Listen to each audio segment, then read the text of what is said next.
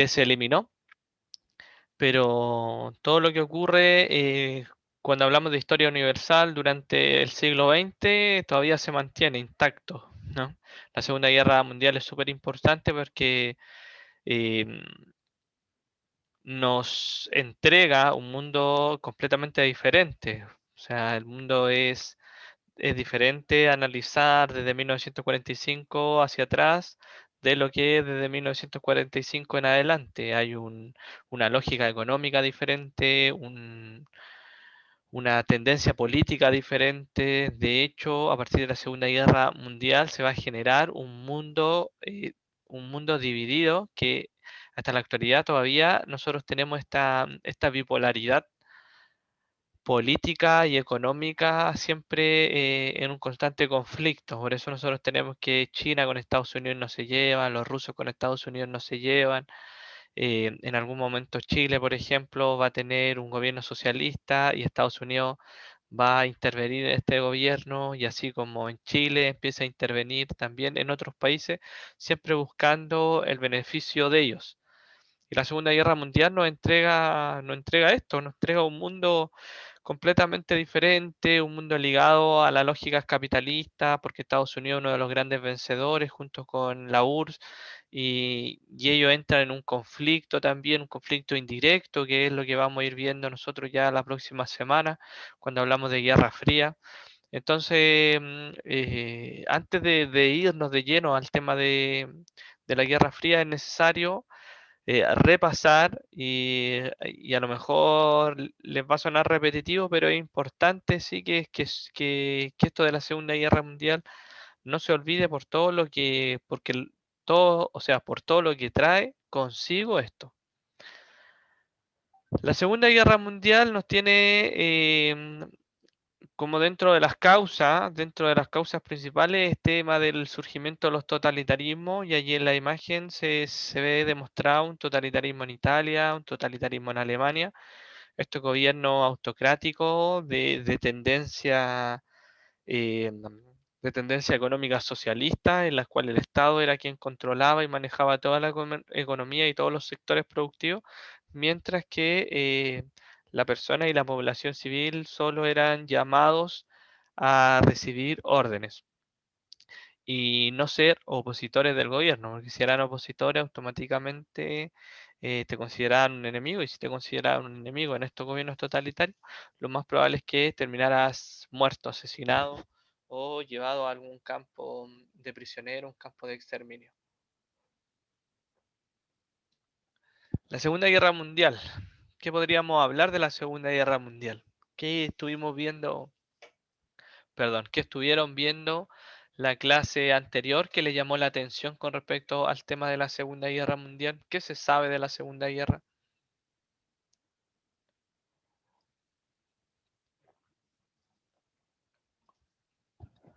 Viviana, Cristóbal, ¿algo que comentar con respecto a la Segunda Guerra Mundial? ¿Algo que aprendieron en la clase de la profesora Anita?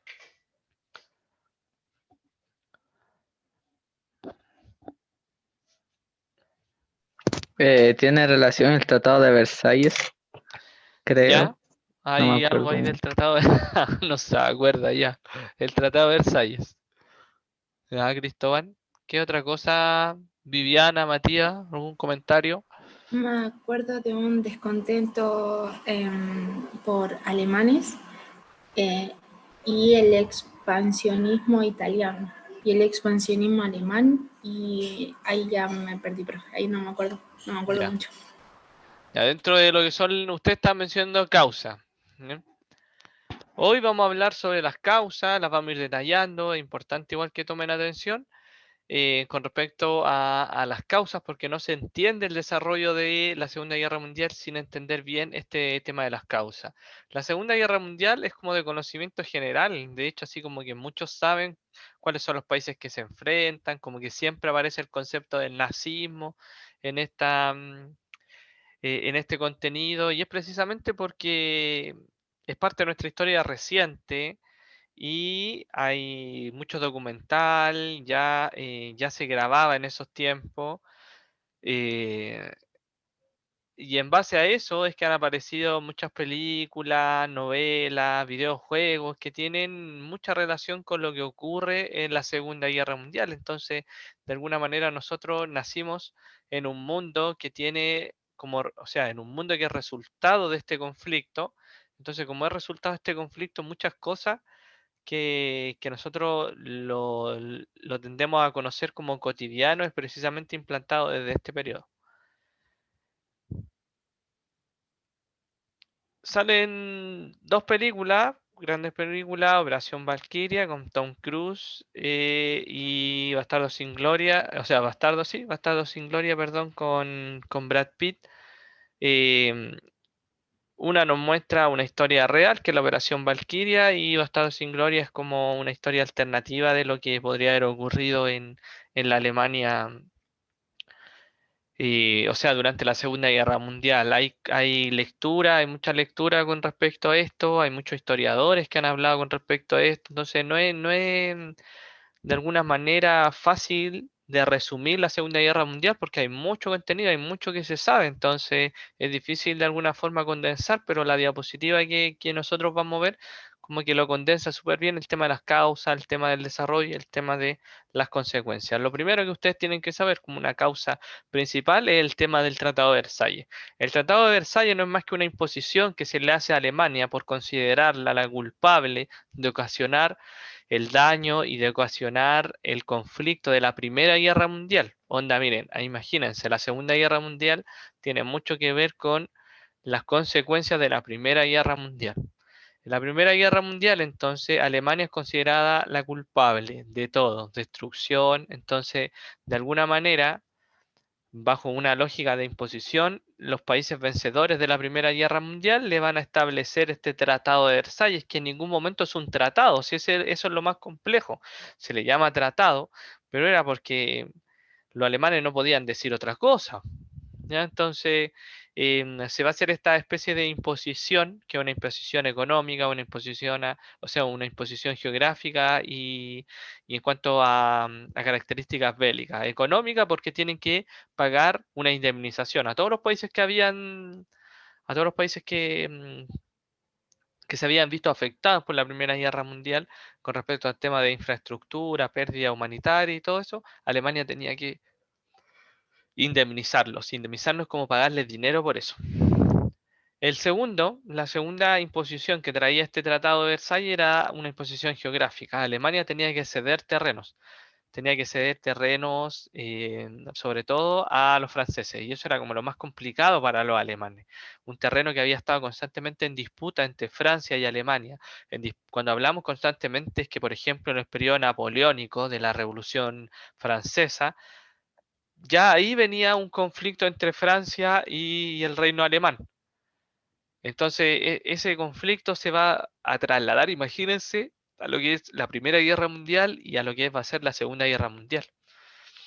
Em, y otra de las imposiciones que se le van a hacer a los alemanes con respecto al tema de los armamentos. O sea, no los van a dejar tener armamento. Eso es súper complicado porque es como que un país le imponga a otro, no, no puedes tener defensa ni puedes tener una cantidad de militares. La cantidad de militares nosotros la vamos a establecer.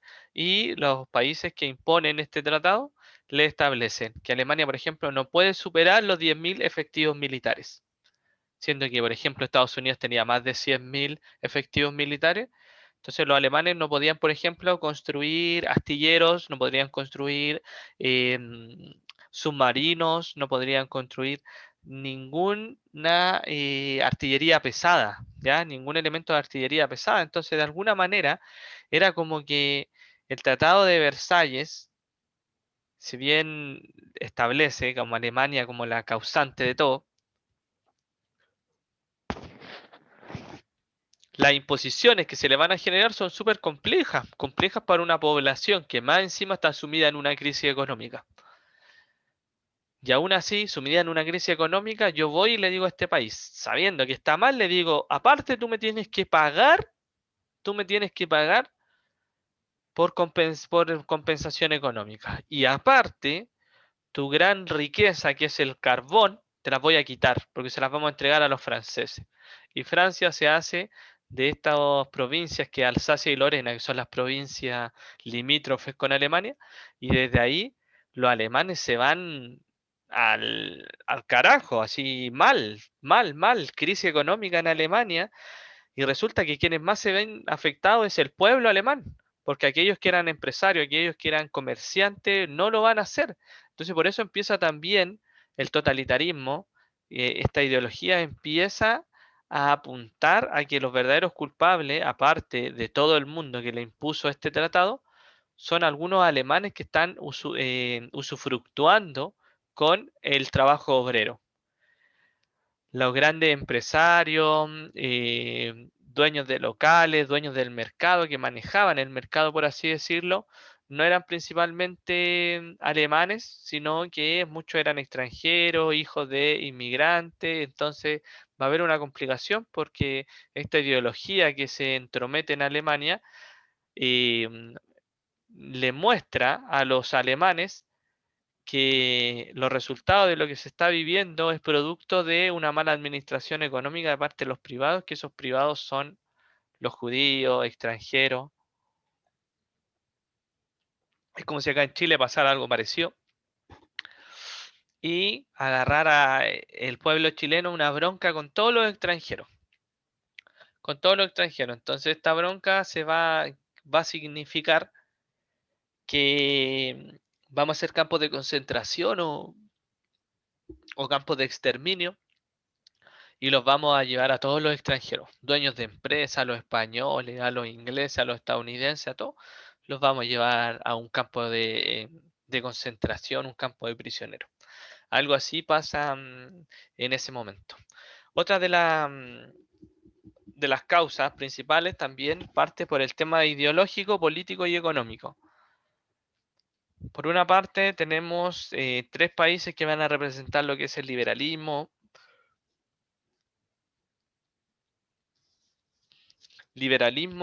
democracia, perdón, y capitalismo. ¿Ya?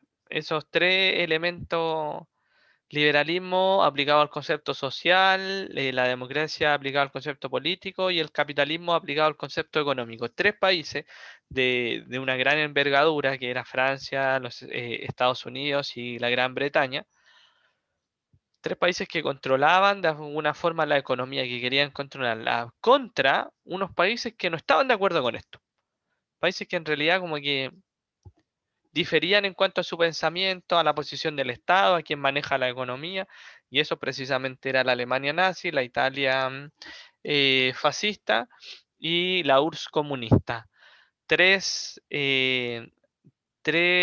países con una ideología totalitaria contra lo que era la democracia, porque si nosotros hacemos un contraste entre democracia y totalitarismo, nos vamos a encontrar que precisamente son los polos opuestos de un sistema político. Una causa principal también fue el tema de la revolución, perdón, de la Guerra Civil Española. La Guerra Civil Española también se da porque en España precisamente hay un conflicto entre los republicanos y entre los franquistas. Los franquistas son ayudados por la Alemania nazi, por una Italia que también tenía un régimen totalitarista y un Portugal que también tenía un régimen totalitarista. Entonces, los españoles estaban rodeados de puro totalitarismo. Entonces, ¿qué es lo que se le ocurre a Franco? Establecer también una especie de dictadura, una dictadura franquista, que no es más que un totalitarismo también, ya un totalitarismo porque Franco, que era este dictador, va a establecer la misma ideología que Hitler. También genera campos de concentración, también está en contra de la población, también tiene a la población sumida en miedo, con constante amenaza, manejo de medios de comunicación y todas esas características que hacen tan particular el concepto de totalitarismo. Entonces, esta guerra civil que se va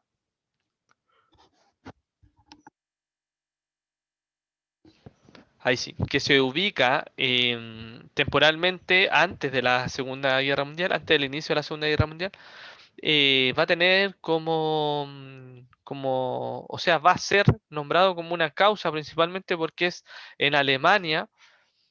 o sea, es Alemania la que ayuda al ejército franco bombardeando algunos sectores, ¿ya? Algunos sectores de España. Entonces, se dice que es como el campo de prueba de Hitler. Hitler se entromete en este conflicto interno, en una guerra civil, para probar su ejército, para probar su artillería a largo alcance, y lo va a lograr efectivamente, ¿ya?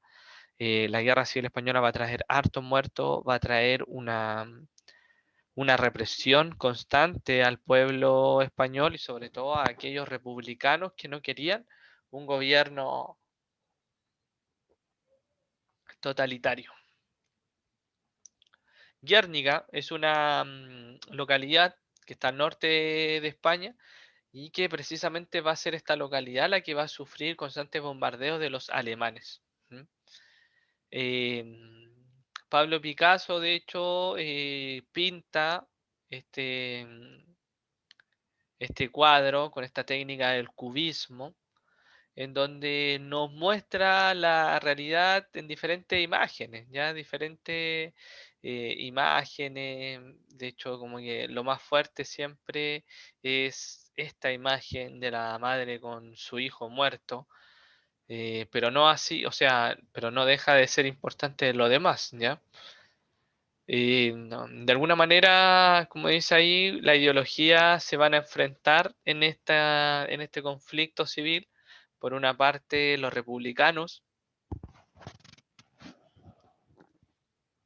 que querían establecer una república, o sea, ellos eran amantes de la república y de la democracia. Pero por otro lado estaba el ejército franquista con una tendencia obviamente totalitaria. Alemania, como dice allí, va a ensayar algunas técnicas, algunas tácticas, y va a establecer o va a ayudar a que Franco gane este conflicto y obviamente se establezca una especie de dictadura como organización política en lo que es la España de ese periodo. España solamente tiene una importancia en este momento, ya como campo de entrenamiento más que nada, porque después Alemania pasa a segundo plano, el conflicto se dirige en otros lugares, ¿no? Otro de los conflictos súper importante es lo que dice y lo que dijo Viviana con respecto al tema del expansionismo. Hay diferentes temas o sea, hay diferentes expansionistas. Por ejemplo, los japoneses eh, le quitan el sector de Manchuria, ¿ya? A lo que es Corea, aparte de la URSS. Entonces ahí había un conflicto. eh, y por otra parte, con China también van a entrar en conflictos, ¿ya? 1937. Los chinos y la URSS tenían un gobierno comunista. En cambio, los japoneses mantienen un imperio todavía, pero este imperio se caracteriza por este concepto del expansionismo. Por eso los japoneses van a trabajar en conjunto con los italianos, que también a su vez tienen un pensamiento expansionista. Mussolini, como dice allí en 1936, va a ser ocupación de lo que es el sector de Etiopía. Aquí está Italia por si acaso, aquí está Italia, va a ocupar Etiopía, ya tenía terrenos gracias eh, al tema del imperialismo, ya tenía terrenos en lo que es África, pero le faltaban algunas partes. Y eso Mussolini se va a apropiar de ello. Entonces, por eso el expansionismo es como tan conocido. Y por otra parte tenemos los alemanes maestros del expansionismo. De hecho, a continuación vamos a ver un video donde va a mostrar el expansionismo alemán en su máximo esplendor. Entonces ahí ustedes van a ir, yo les voy a ir diciendo también junto con esto cosas importantes, ¿no? Así que vamos a hacer obviamente una prueba de sonido como siempre para ver que estén escuchando bien el video. En realidad no prueba de sonido, mejor no lo vamos a ir sin sonido porque el video lo único que tiene de sonido son sonidos de aviones, así que no creo que sea necesario que escuchemos los aviones. Ya.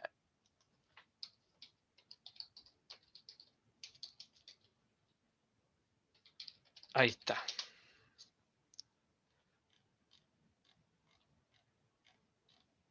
Espérenme que no sé.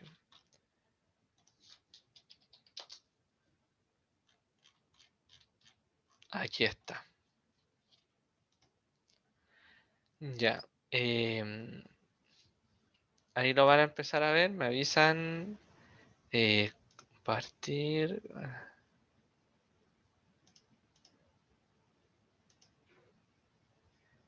Ya.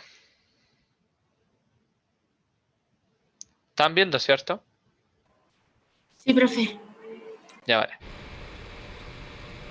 Le voy a bajar el volumen, pero ahí lo que estamos viendo, me están escuchando ahora, ¿cierto? Sí, profe. Sí, ya vale.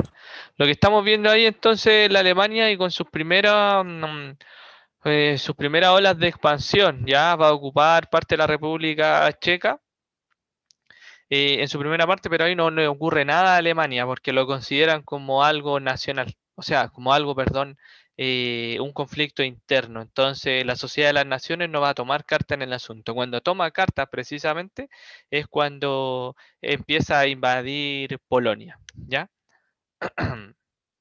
En respuesta, obviamente, como dice ahí, Gran Bretaña y Francia le van a declarar la guerra a los alemanes, pero no sabiendo que los alemanes tenían un tratado de no agresión con la Unión Soviética, que se habían compartido parte de Polonia, los soviéticos también habían hecho ocupación de Polonia, entonces Gran Bretaña y Francia, que es lo que está acá, y esto es Gran Bretaña, le habían declarado la guerra a Alemania, no sabiendo que Alemania tenía un pacto con Italia y a su vez un tratado de no agresión con Stalin de la Unión Soviética. Entonces, en realidad ahí ya nosotros tenemos un conflicto directo entre estos dos países, Gran Bretaña, Francia, contra Alemania, Italia, que es la bota de acá, y la Unión Soviética.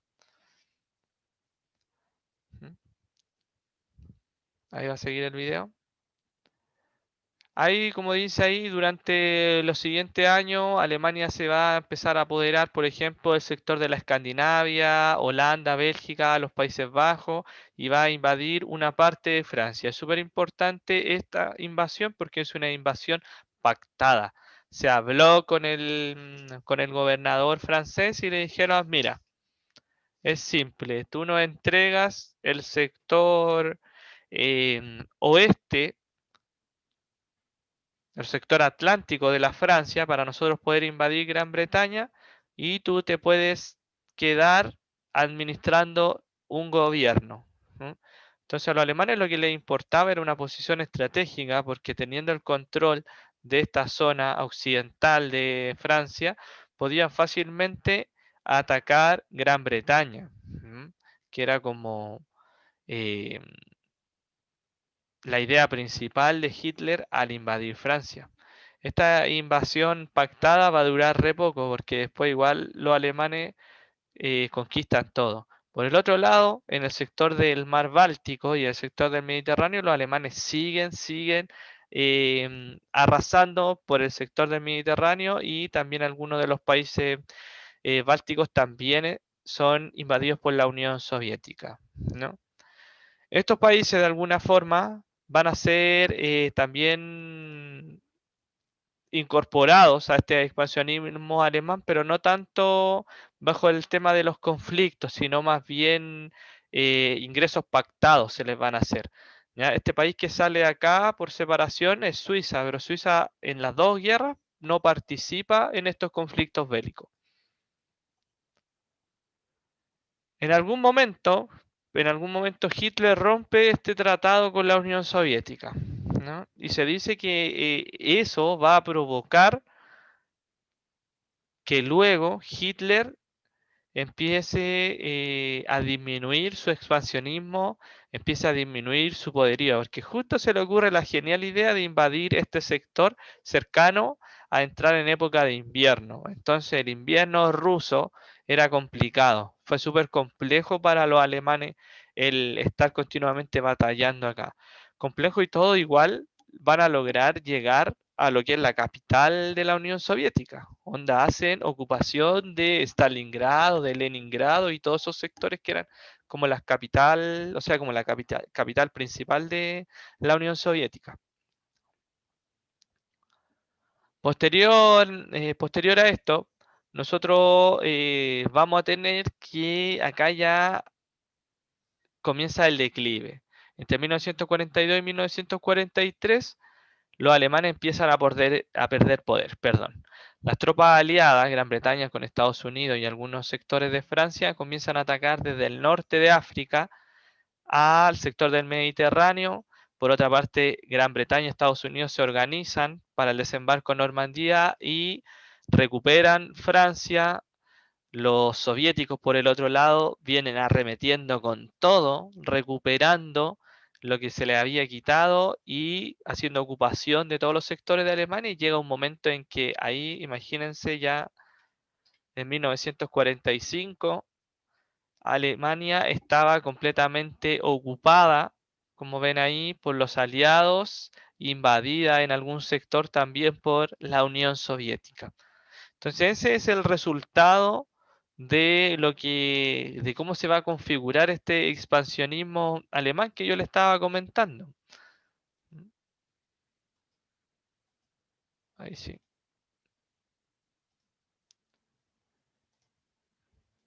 Entonces los alemanes van a empezar a invadir diferentes lugares, como les dije yo, ya, pero en 1939 es como que lo que le da eh, lo que da el puntapié inicial a este conflicto. ¿Ya? Alemania después se va a juntar con Prusia. Antes Prusia y el reino alemán eran uno solo, y sectores de Polonia, pero vamos a tener nosotros que los alemanes durante todo este periodo siguen expandiéndose. Esta era la Alemania normal, pero a medida que llega Hitler al gobierno, automáticamente empiezan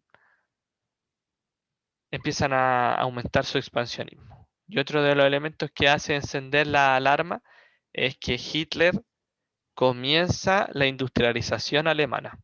Y esta industrialización es a través del concepto bélico. En 1939, como yo les dije, Alemania invade Polonia. Y antes de invadir Polonia existe el pacto Molotov-Von Ribbentrop, el pacto precisamente de no agresión entre alemanes y soviéticos. Ahí está una caricatura, obviamente, no una imagen real, este pacto de no agresión, ¿no? ¿Qué era lo que decía este pacto? Que precisamente no iba a haber un conflicto entre estos dos países, que si existía una guerra internacional producto de lo que hiciera Alemania, de lo que hiciera la URSS, ellos se iban a mantener o sea, se iban a mantener neutrales y que se iban a poner de acuerdo para invadir y repartirse Polonia. ¿Cuánto durará este pacto? Precisamente dura hasta que Hitler traiciona el pacto, que en algún momento lo vimos nosotros en el video. Los aliados, Francia e Inglaterra, el eje Roma, Berlín, Tokio, representando las ciudades principales de estos tres países que estaban participando, estos tres totalitarismos, los italianos, los alemanes y los japoneses.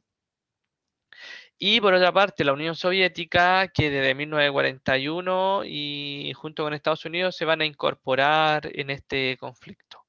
Estados Unidos se incorpora precisamente por el bombardeo de Normandía y la URSS se incorpora por esta traición que hace Hitler. Ya hay tres fases que en las que vamos a ir viendo nosotros, ¿no? Y antes de ver el tema de las fases, también ustedes tienen que saber que hay diferentes frentes en donde se va a librar esta guerra. Esta guerra no es solamente europea, sino que hay un conflicto de bombardeo, de ataque en el sector de Asia-Pacífico.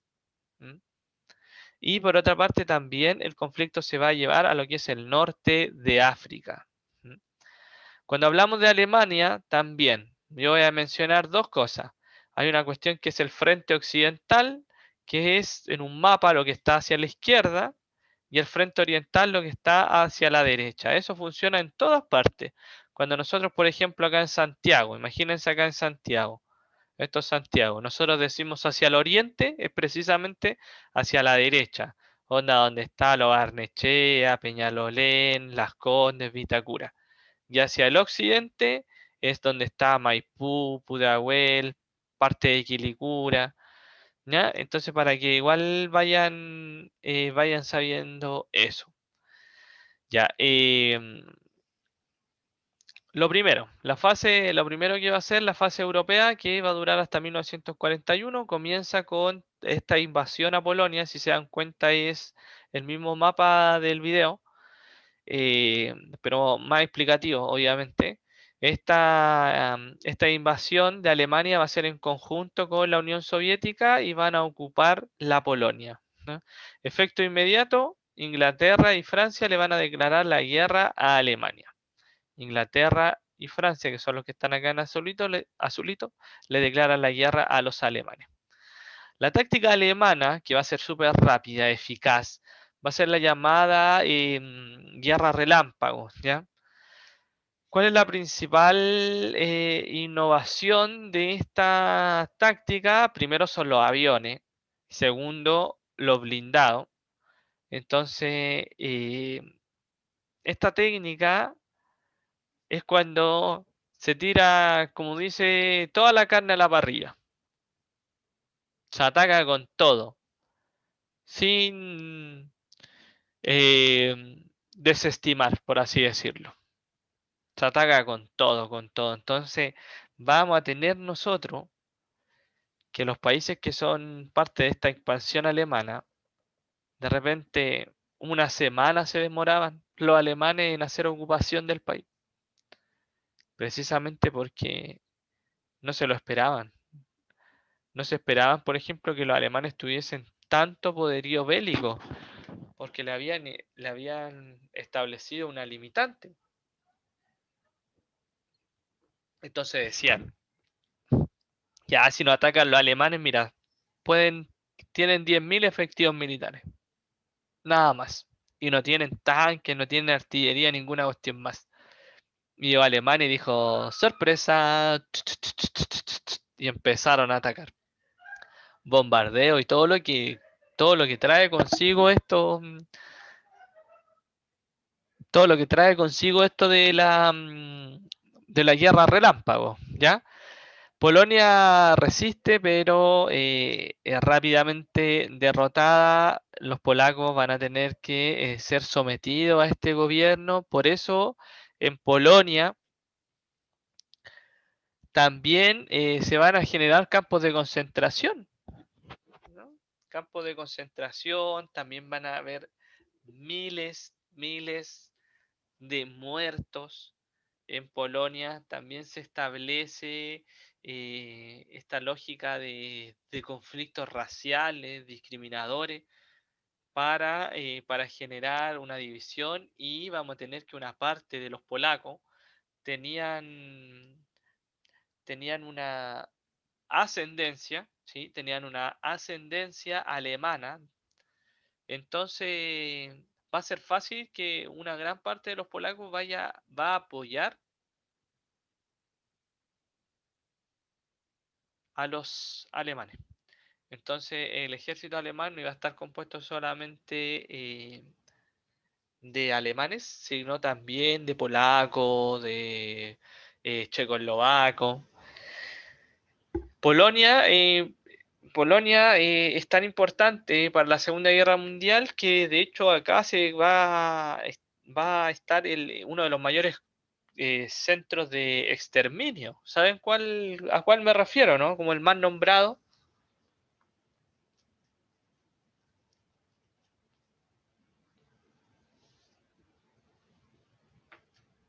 De hecho, en algún momento en las clases anteriores vieron una parte de un video. Auschwitz estaba ubicado en Polonia, ya para que igual lo sepan. Otra de las historias que nos llega, por ejemplo, el tema de Ana Frank, que también era polaca. ¿Ya? Y Ana Frank, una joven que es asesinada también dentro de estas invasiones. Alemania ya en abril de 1940 empieza a atacar el sector de la Europa nórdica, Noruega, Dinamarca, Suecia, son rápidamente bombardeadas con artillería de largo alcance y ocupadas. ¿Ya? En mayo ya de 1940 nosotros tenemos ya una Europa completamente ocupada. Ya les mencioné el tema de Francia, que después va a salir. Les mencioné que Suiza en ambos conflictos no va a participar. ¿Alguien sabe por qué no participa Suiza? ¿Por qué no es invadido y todo eso?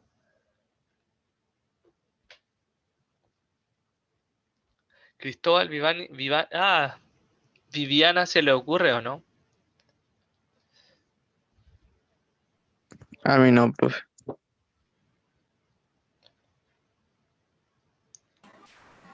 A mí se me ocurre que tuvo un tratado especial o algo por el estilo, pero más allá de eso, no sé, profe. De hecho, por ejemplo, si hay un conflicto bélico y una tercera guerra mundial, tampoco se meten con Suiza. Así de bacán es Suiza.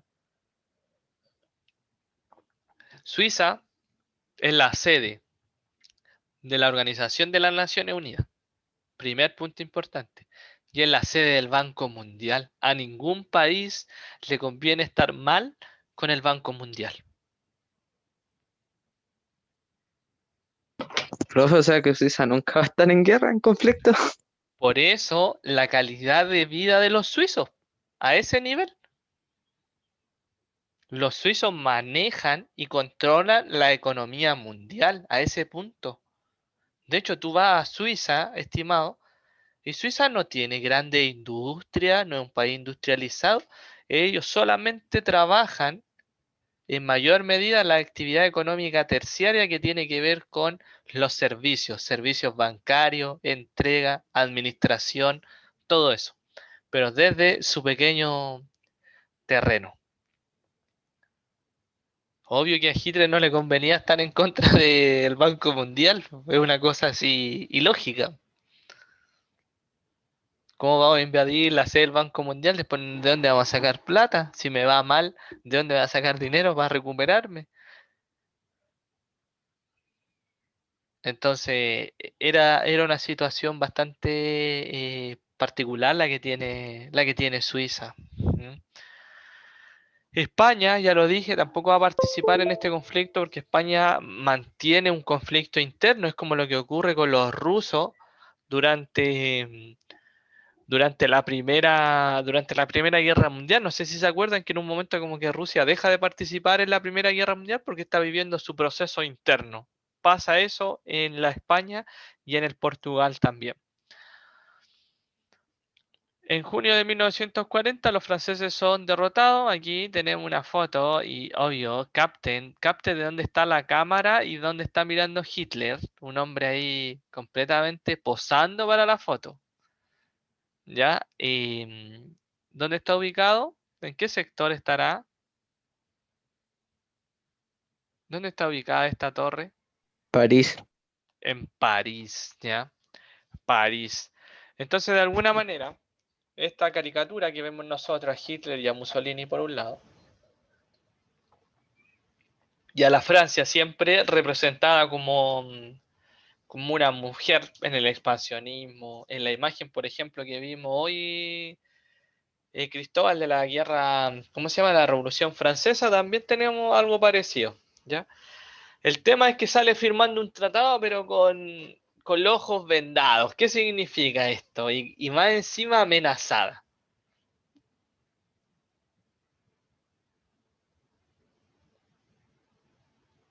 ¿Qué podemos extraer de esa imagen?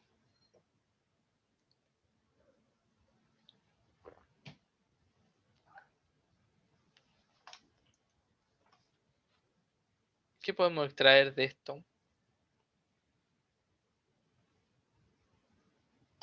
Hace referencia a que no hay como una conciencia o una como opinión propia en el, a Claro, la hora como de que, firmar, porque la tipa en está siendo amenazada y no ve qué está haciendo. claro, está firmando nomás ella. No sabe qué está firmando. Bueno, lo que está firmando en ese momento, para que ustedes lo sepan, es la rendición y la entrega de todo el aparataje político y el gobierno a Hitler y a Mussolini. Pero estos caballeros igual le dijeron, ya, pero mira, vamos a hacer un tratado y tú vas a ocupar una parte. Eso es lo que está firmando ella. Por eso ahí dice ocupación militar a partir de 1942 y era todo este sector. ¿Por qué ¿Y por qué se importante? rinde, profe? ¿Por Francia. qué se rinde Francia? Porque lo atacaron constantemente, pues Francia no se pudo defender bien.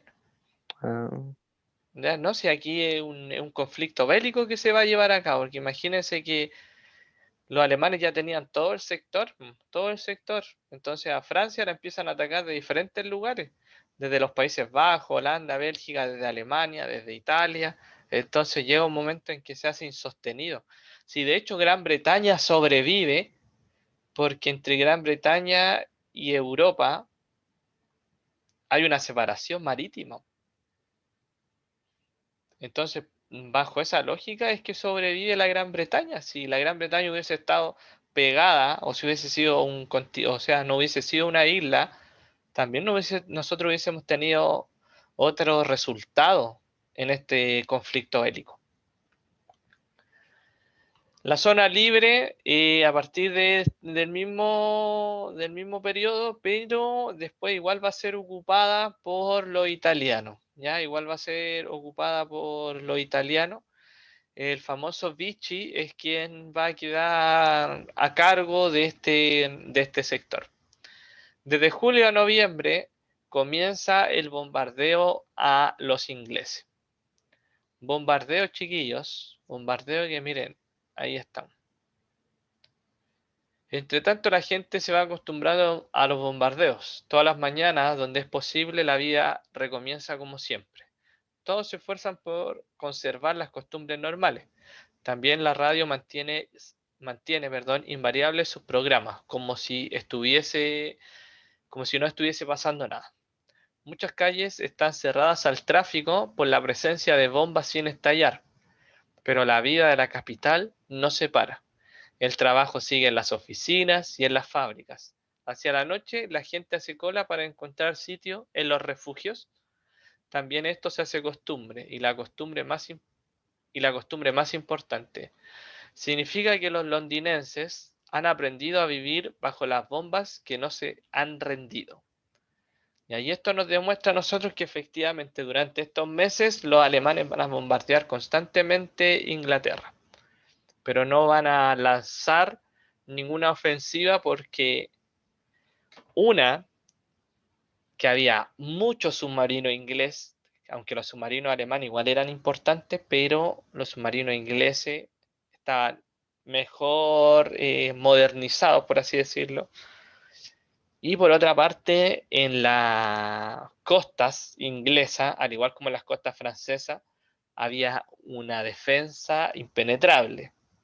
Igual como en Francia, lo que pasa es que en Francia eh, no le importó a los ingleses, a los franceses y a los estadounidenses que muriera gente, le daba lo mismo, entonces lanzaron y lanzaron ofensivas hasta que lograron hacer ocupación de un sector de Francia. Pero en Inglaterra va a pasar lo contrario, ¿ya? Inglaterra se acostumbra a este tema de los conflictos, del bombardeo constante. Cosas que podamos, ¿qué dicen ustedes? Hasta junio de 1941. Cosas que podamos concluir con respecto al avance alemán. Dentro de esto, ahí en azul sale el avance alemán, en azul más oscuro. Perdón. Rápido, no rápido, eficaz, no eficaz. ¿Qué consideran ustedes? yo creo que fue súper rápido la manera en que se expandió cuando empezó a estar Hitler en el poder. Porque igual era súper chiquitito Alemania antes de Claro, a bueno, cómo de llegó hecho, después. en esto, solo Alemania. Claro, algo rápido. ¿Por qué lo habrá podido hacer tan así fugaz todo? Yo creo que tiene que ver con que generó como ese nacionalismo alemán, ¿o no? Sí, sí, eso está bien, bien como una de las causas, el tema del nacionalismo, de que muchos enlistados para el ejército se enlistan porque escuchan a Hitler. Entonces el hombre llevó a la Alemania a levantarla en alrededor de 5 o 6 años de un país empobrecido a un país industrializado de primer orden, compitiendo codo a codo ahí con los ingleses y los franceses. Y el único país que tenía la población para hacerle frente era precisamente la Unión Soviética. Entonces, inteligentemente Hitler, ¿qué va a hacer? Un pacto de no agresión con el país que es más peligroso, la Unión Soviética. Porque obviamente el país que controlaba toda la economía en este tiempo era Estados Unidos, pero Estados Unidos estaba lejos y no se establecía como una amenaza.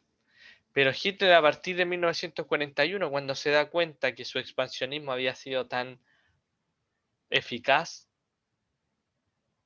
acá, en este momento, desde 1941, nosotros tenemos un cambio en el paradigma de este conflicto.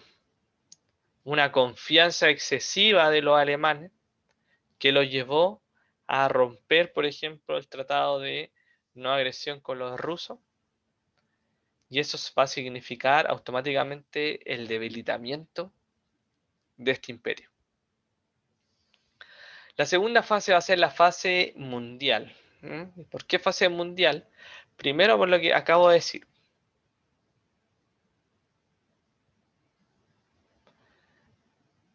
La radio, la radio establecía esto. Ni siquiera en un punto nuestras fuerzas aéreas ni nuestro ejército han violado la frontera alemana. La declaración formulada hoy por el señor Hitler es una nueva prueba de hipocresía, con la cual el jefe de gobierno alemán ha concluido el pacto con la Rusia soviética. No es esta la primera vez que le toca a Rusia enfrentar a un agresor. Conocen ustedes, perdón, la marcha de Napoleón contra Rusia y saben que nuestro pueblo lo derrotó y lo expulsó del país. Lo mismo ocurrirá al dictador Hitler. Nuestro ejército rojo llevará una guerra victoriosa para el destino de nuestra patria y por el honor de nuestros trabajadores, nuestros campesinos y nuestra libertad. Y ahí, en este momento, Hitler ahí clavando un cuchillo por la espalda, automáticamente va a ponerse, como se dice, la soga al cuello. No debería haberlo hecho. Chin, chin. Al principio pintaba bien la situación, pero después no. Leningrado, cercada completamente. Stalingrado, desde agosto de 1942 hasta febrero de 1943, constantes conflictos. En ese periodo coincide con el invierno en el hemisferio norte. Entonces nosotros estamos en verano, ellos están en invierno puro. ¿Sabían que en Rusia, por ejemplo, es el lugar donde más frío hace? Y precisamente eso es lo que tuvieron que enfrentarse los alemanes. Entonces por eso dice, además del ejército rojo, además del ejército soviético, que aparte del ejército soviético es súper diferente a la estrategia de otros países. Onda, en Rusia, como era un totalitarismo, era todos van a la guerra, todos. De hecho, mandaban a la guerra a un arma por dos personas, a ese nivel. Imagínate, tú vas a la guerra, no, tú no llevas una pistola ni nada para defenderte. Si muere tu amigo, ahí agarras una pistola. Así era. Y si te devuelve, está el general atrás con una pistola, esperando a ver quién se devuelve. Desertor, balazo. Así era el totalitarismo en la Unión Soviética. Los alemanes, aparte de esto, de enfrentar al ejército soviético, se tuvieron que enfrentar a las condiciones climáticas. Y es por eso que les va a ir mal. De ahí en adelante nosotros vamos a tener un ataque de la Unión Soviética. ¿Alguien ha escuchado al famoso Vasily? Hay una película que se llama Enemigo al acecho. De hecho, parece que está en Netflix. Si tienes Netflix. Y Vasily es un francotirador súper mortal dentro de lo que es la Segunda Guerra Mundial y en esto de la batalla de Stalingrado. Y entonces, a partir del verano ya de 1942, los alemanes se van a ver en la obligación de retroceder, retroceder, retroceder, retroceder. Y se establece que Stalingrado va a ser un punto de inflexión porque de allí la guerra tiene otro matiz, y es que Hitler empieza a perder. Por otro lado, Erwin Rommel, comandante de las fuerzas alemanes, va a estar en un constante conflicto con las tropas aliadas, pero en lo que es el norte de África. Ahí, en todo ese sector, en Italia, Alemania, acuérdense que Italia ocupaba una parte de Libia, los alemanes ocupaban algunos sectores también de Libia, algunas partes de Marruecos y de Egipto. En todo ese sector se va a generar el conflicto. ¿Quiénes van a enfrentarse acá? Los de la Gran Bretaña, algunos franceses que también van a salir arrancando en algún momento, perdón, acá está Francia. Entonces aquí vamos a tener un conflicto entre los aliados y los alemanes y los italianos. El eje es expulsado de África ya en el 43, en la batalla del Alamein, y comienza este ocaso, por así decirlo. Y ya teniendo el norte de África ocupado por los aliados, empiezan estos aliados por el mar Mediterráneo a atacar lo que es Italia, la invasión italiana. Por otra parte, los japoneses habían ocupado todo esto, imagínense, sector de la Unión Soviética, sector de Mongolia, de China, sector de Tailandia, ¿ya? Entonces, las Filipinas, parte de Australia, todos estos sectores estaban ocupando los japoneses.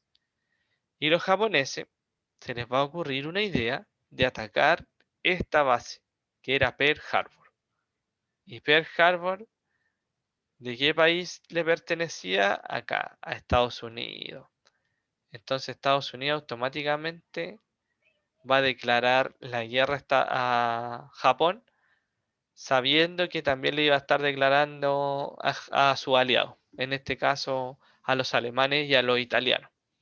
Entonces, la batalla de Midway, que de hecho hay una, ¿cómo se llama? Hay una película que trabaja, o sea, que narra todo este conflicto, bueno, y el conflicto de Pearl Harbor también.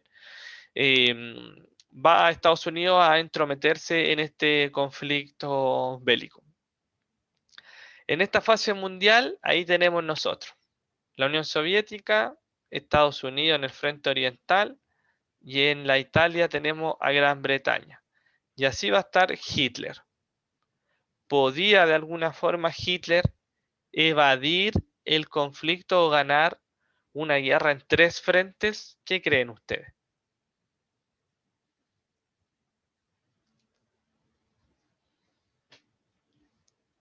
Que no, profe. No, profe. Habría que ser muy capo. Es como si yo me agarrara a combos con 3 personas. Hay que ser muy capo para ganarle a los tres. Eso pasaba allí. Entonces ya se veía debilitado, entonces la victoria de los aliados ya empezaba a aparecer. El fin de la Segunda Guerra Mundial comienza también a aparecer. La Unión Soviética por una parte, los aliados por el sector de Italia. En Italia van a jugar a favor muchos partisanos, que era el ejército que estaba en contra de Mussolini. La canción de la Casa de Papel, esa como bien conocida, Bella Ciao, era el himno de ellos, por eso de hecho es tan conocida. Estos, estos partisanos de alguna forma van a ser parte de la resistencia italiana y van a ayudar a las tropas aliadas a ocupar y, y destruir el gobierno italiano. Destruirlo a tal punto en que terminan todos los dictadores muertos y colgados en plena plaza, ¿no? En plena plaza ahí Benito Mussolini. Benito Mussolini es asesinado y obviamente mostrado allí a todo el público para que la gente se diera cuenta que el fascismo ya había perdido. Era una derrota definitiva de la Italia. En 1944 tenemos nosotros el famoso Día D, que también representaba muchas películas, es parte como del conocimiento o sea, ¿cómo se llama? De este conflicto. Y es cuando las tropas aliadas van a conseguir liberar a Francia, ¿ya? Liberar a Francia de la ocupación alemana. Entonces, ahí automáticamente nosotros tenemos que ya en 1945, Dresde, una de las ciudades importantes alemanas, esa era la ciudad. Fíjense lo bombardeado que está la ciudad. Onda, edificios completos, no hay. ¿Se dan cuenta, no? La magnitud, la magnitud del bombardeo. Entonces eso nos demuestra a nosotros, ya en 1945 los pobres alemanes no tenían cómo. Más encima, los primeros que van a llegar a la Unión Soviética son la Unión, o sea, los primeros que van a llegar, perdón, a Berlín va a ser la Unión Soviética. Y la Unión Soviética es la que, como dice ahí, triunfa en Berlín. Y al hacer ocupación de Berlín, la Unión Soviética es como la gran vencedora de este conflicto, quitándole el protagonismo a lo que es Inglaterra, a lo que es Francia y a lo que es Estados Unidos.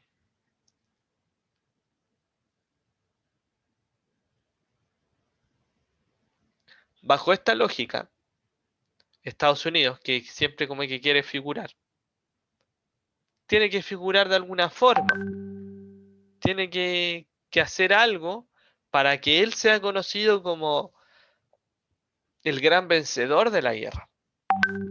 Entonces, los estadounidenses se les va a ocurrir una idea, una fatal idea. ¿Sabrán ustedes cuál es esa idea?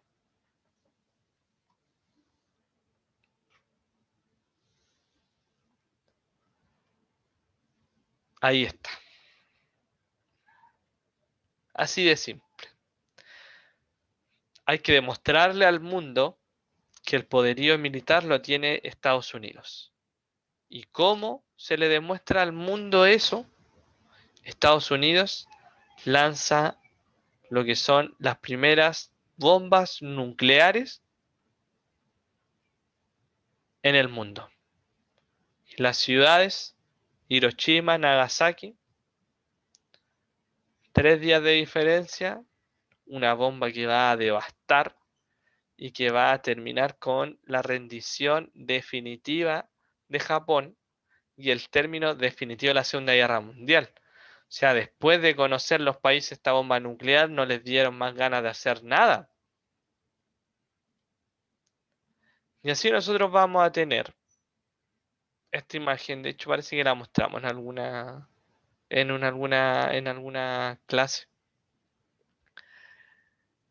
Vamos a tener los grandes vencedores, ¿no? Los grandes vencedores. El 2 de septiembre de 1945 acababa ya definitivamente la Segunda Guerra Mundial. Vencedores estos tres países. La derrotada era Alemania. ¿Cuáles van a ser las consecuencias de esta Segunda Guerra Mundial? Por ejemplo, este memorial, Kaiser Wilhelm, lo vimos en comprensión histórica cuando hablamos sobre el concepto de la memoria. ¿Por qué los alemanes no reconstruyeron esta iglesia?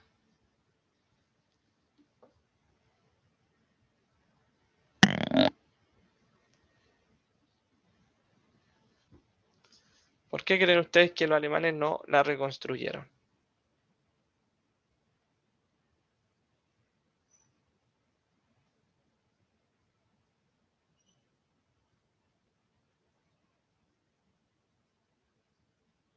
¿No se les ocurre a alguno? Es que al final es parte como para mantener la historia, ¿o no? Que haya una evidencia, no sé. Claro, eso es, pues, eso es. Para que de alguna forma exista el concepto de la memoria histórica, que en algún momento en Francia ocurrió eso, o sea, en Alemania ocurrió un bombardeo, que este bombardeo se generó precisamente por una mala administración política, un conflicto bélico. Entonces, es lo importante de los memoriales. Vamos a tener dentro las consecuencias humanitarias, materiales, territoriales y geopolíticas. Consecuencias humanitarias, obviamente, más de 50 millones de muertos, imagínense, más de 50 millones de muertos en este conflicto. Y más de esos 50, o sea, y aparte de esos 50 millones, vamos a tener el holocausto, que es este exterminio del régimen nazi contra los judíos, contra algunos comunistas, algunos opositores, minorías y países invadidos. Más de 6 millones de víctimas que van a ir a los campos de concentración y ustedes saben lo que es la realidad de eso, ¿ya? El impacto demográfico, ahí nosotros sabemos cuánta cantidad de población perdieron. Imagínate la URSS, por eso yo les decía, por eso a Alemania le convenía hacer un pacto con la URSS. Por eso la URSS también tiene tantos muertos, porque ellos como que no cuidaban a la gente. Los mandaban nomás a la guerra, guerra, guerra. Y como era alta la población, los mandaban nomás.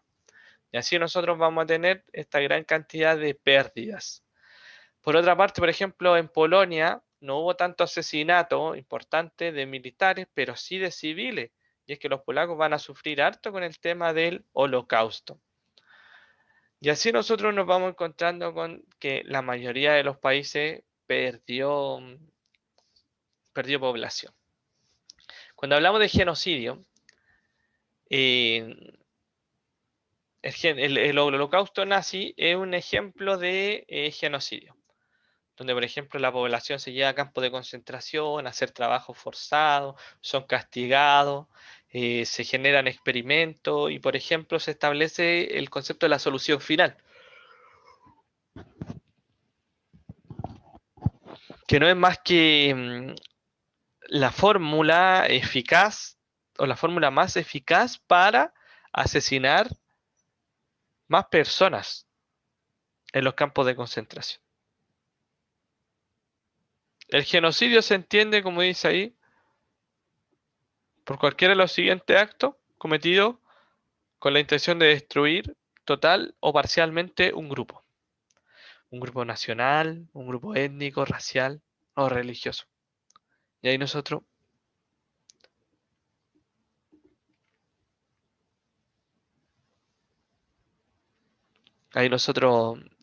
nos damos cuenta efectivamente cómo todos los puntos que se mencionan acá precisamente son parte de lo que fue el holocausto nazi.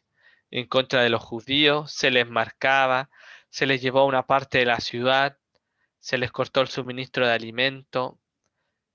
Es súper compleja la situación que ocurre en la Alemania nazi y en lo que es los países invadidos. Hay una persecución racial, hay un antisemitismo, onda religioso, ¿ya? Eh, ¿cómo se llama? Se van a dejar estos judíos en lugares de la periferia de la ciudad, van a tener que formar sus propios guetos y estos guetos eran constantemente, así como acá, intervenidos por los militares, se llevaban a mucha gente, veían el tema de los apellidos y los trasladaban a los campos de concentración. El campo de concentración como más conocido es el campo de concentración de Auschwitz, ahí nosotros lo vemos, que precisamente va a albergar a una gran cantidad de población y va a albergar también a una gran cantidad de muertos. Es cosa de ver imágenes como esta para darnos cuenta efectivamente la situación que ocurría con la gente que iba a estos campos de concentración. O sea, notoriamente se ve una falta de alimentación, eh, las condiciones, las condiciones humanitarias son súper crudas.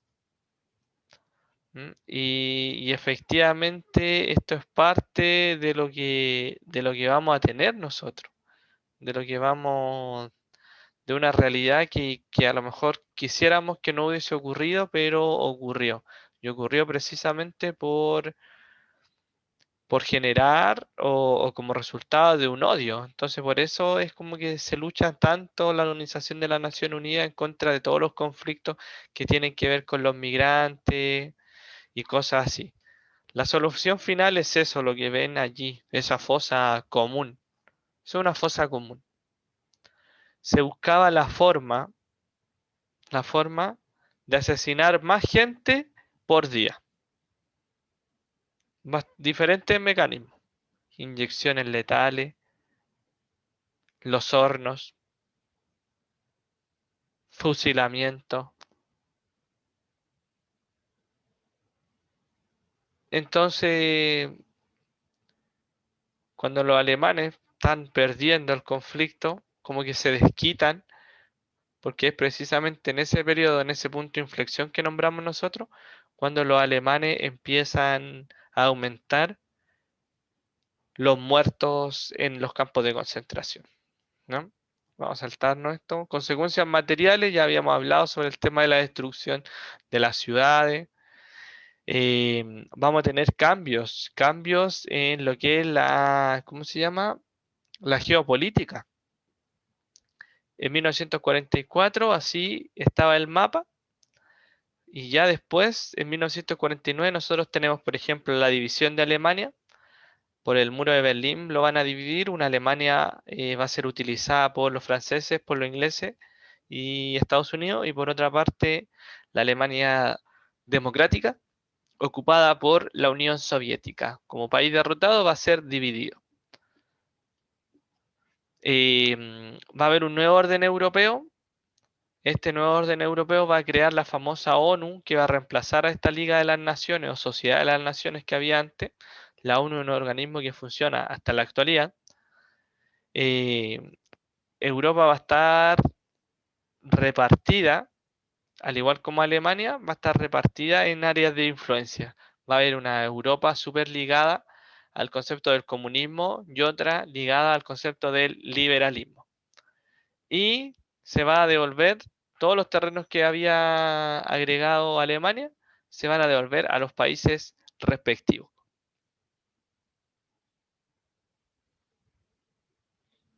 Lo que vemos allí es la división o el reparto de Alemania. Y ahí nosotros vemos cómo hay una parte ocupada por las potencias aliadas y hay otra parte ocupada por la Unión Soviética. Va a desaparecer, por ejemplo, Prusia, Checoslovaquia en algún momento se va a separar también, uno va a ser la República Checa y otro Eslovaquia. Austria y Hungría también se separan. Antes era uno solo, el Imperio Austrohúngaro, también se van a separar. Y Polonia va a recuperar los terrenos que le había quitado la Unión Soviética. La ONU va a ser una organización que se va a crear para mantener la paz y la seguridad. Tiene dos organismos principales, que son la Asamblea General y el Consejo de Seguridad. Y todos estos que tenemos acá son organismos, pero que se desprenden de la ONU. Ya, por ejemplo, el tema de la niñez, el tema del trabajo, el tema de la salud, son organizaciones que tienen mucho que ver o salen, por así decirlo, desde la ONU. Obviamente, el objetivo principal de la ONU es ese concepto de mantener la paz y la seguridad internacionales. Fomentar relaciones de amistad, como dice en el punto 2. De alguna forma, cuando hayan conflicto, es la ONU la que toma carta en el asunto para que se resuelva ese conflicto de características diplomáticas. Y por otra parte, la ONU en 1948, producto de todo esto que se había visto del ataque racial, del holocausto y la solución final, va a establecer los famosos derechos humanos. Y los derechos humanos salen como resultado de todo lo que había ocurrido en la Segunda Guerra Mundial. En la actualidad, ¿ustedes creen que se cumplen los derechos humanos o no?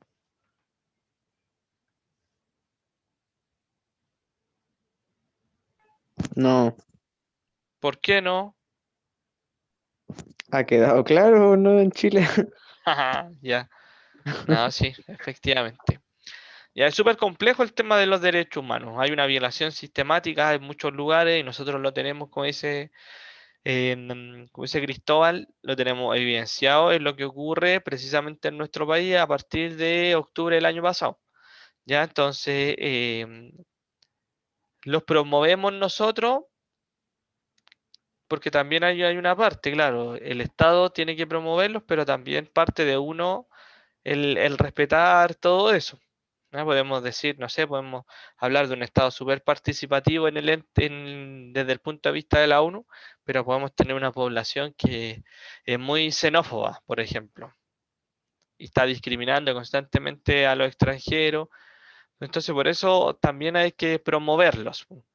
Por eso se respeta de alguna forma hoy los derechos humanos. El artículo 4 dice: nadie estará sometido a esclavitud ni a servidumbre. La esclavitud y la trata de esclavos están prohibidas en todas sus formas. Pero ahora, por ejemplo, no hay un esclavismo, pero sí hay un trabajo mal remunerado. Toda persona tiene derecho sin discriminación alguna a igualdad de salario por trabajo igual. Nosotros tenemos, por ejemplo, que acá en Chile las mujeres ganan menos por los mismos trabajos. Toda persona tiene derecho a la educación debe ser gratuita, al menos en lo concerniente, perdón, a la instrucción elemental y fundamental. La instrucción elemental será obligatoria, la educación básica y cosas así. Pero aún así nosotros encontramos falencia en todo lo que es el sistema educativo.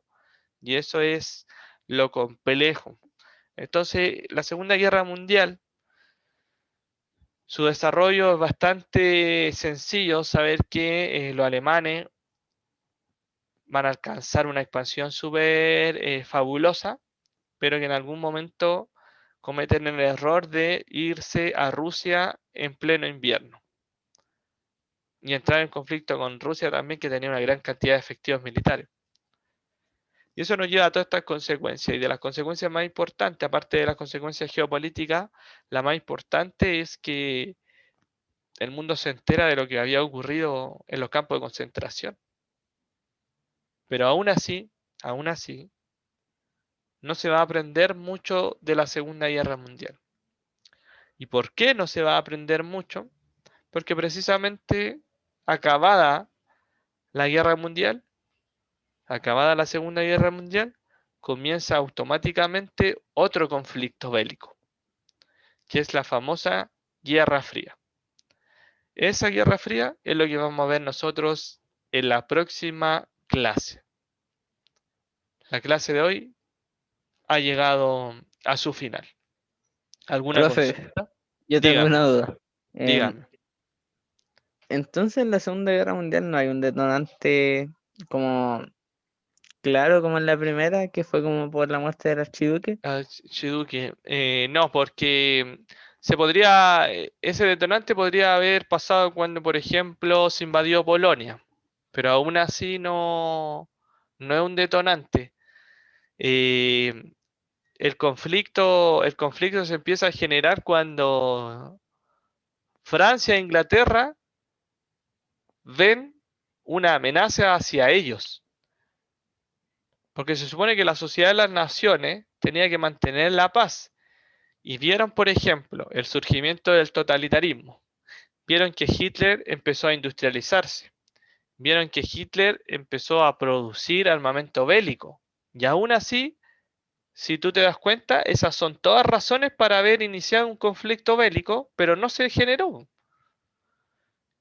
Hitler empezó a invadir en la República Checa, o sea, Checoslovaquia en ese tiempo. Habían ayudado en la Guerra Civil Española. Entonces, de alguna manera, la diferencia con la Primera Guerra Mundial, efectivamente, la Primera Guerra Mundial igual son hartas causas, son 7 causas de la Primera Guerra Mundial.